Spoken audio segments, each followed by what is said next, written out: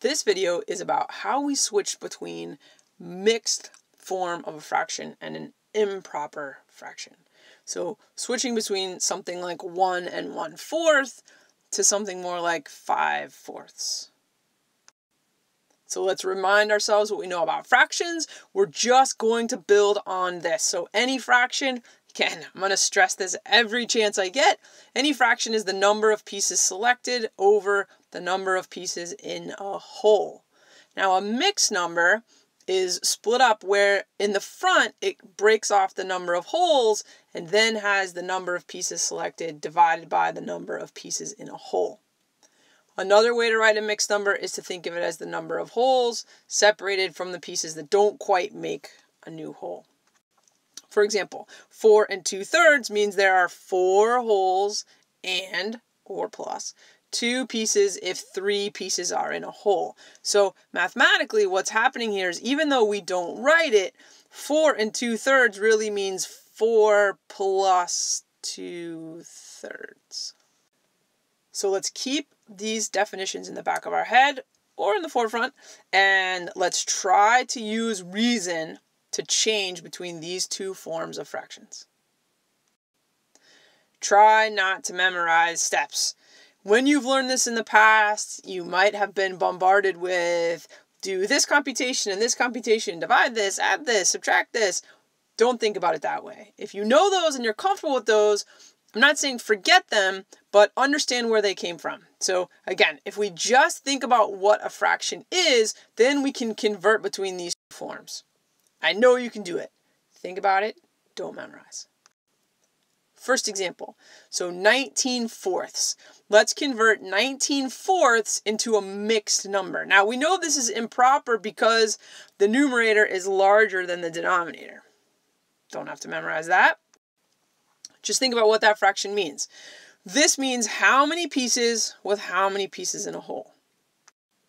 19 pieces, that's my numerator. 4 pieces in a whole, that's my denominator. So I love to draw my fractions. So let's draw out those 19 pieces. So here are 19 pieces.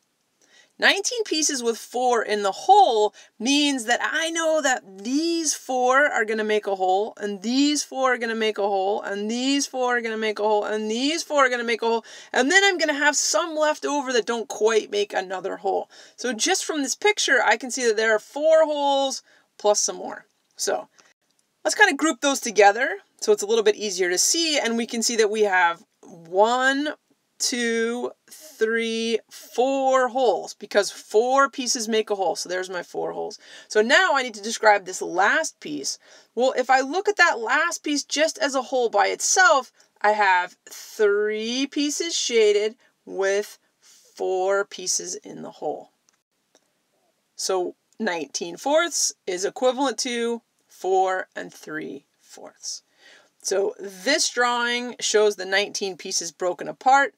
This bottom drawing shows them grouped together into those wholes. So now let's go the other way. So now let's start with a mixed number and turn it into an improper fraction. So let's start with 2 1/11.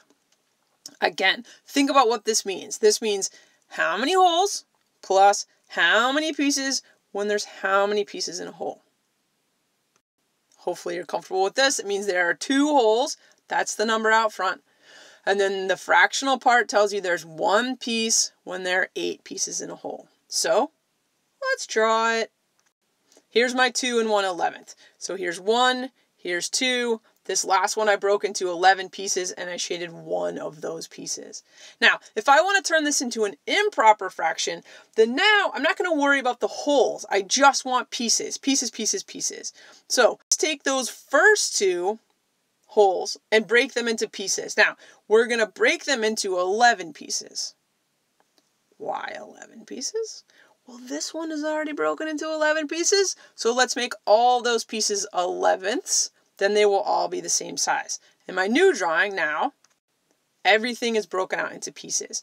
And now I can count. So now I have 1, 2, 3, 4, 5, 6, 7, 8, 9, 10, 11, 12, 13, 14, 15, 16, 17, 18, 19, 20, 21, 22, 23 pieces. So 23 pieces when there are 11 pieces in the whole, that gives me 23 elevenths. So this picture is showing that 2 and 1 elevenths is the same as 23 elevenths. Notice that the top picture set of rectangles and the bottom set of rectangles, they're the same size rectangles. All the shaded part in the top is equivalent to the shaded part in the bottom. I'm just naming it differently. So in the top one, I'm telling you how many holes there are with this piece left over. In the bottom, I'm just telling you how many pieces there are. So let's try another one. Again, from mixed to improper. So 3 and 4/5. How many holes? How many pieces? How many pieces in a hole? 3 holes, that's the number out front. 4 pieces with 5 pieces in a hole, that's the fractional part. So again, draw it.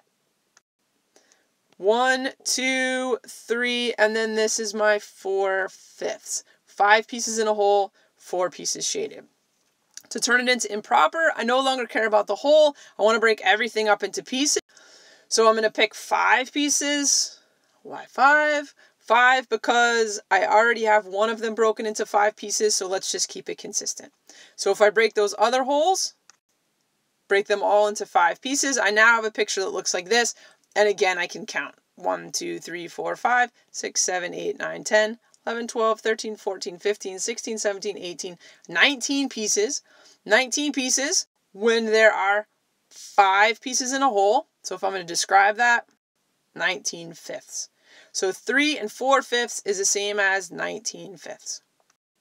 Now, notice, on all of these problems, I didn't talk about any sort of steps or computations other than think about what the fraction means and draw it. Using these drawings and thinking about what a fraction is, you can reason your way through this conversion. A little drawing, a little counting, no memorizing steps.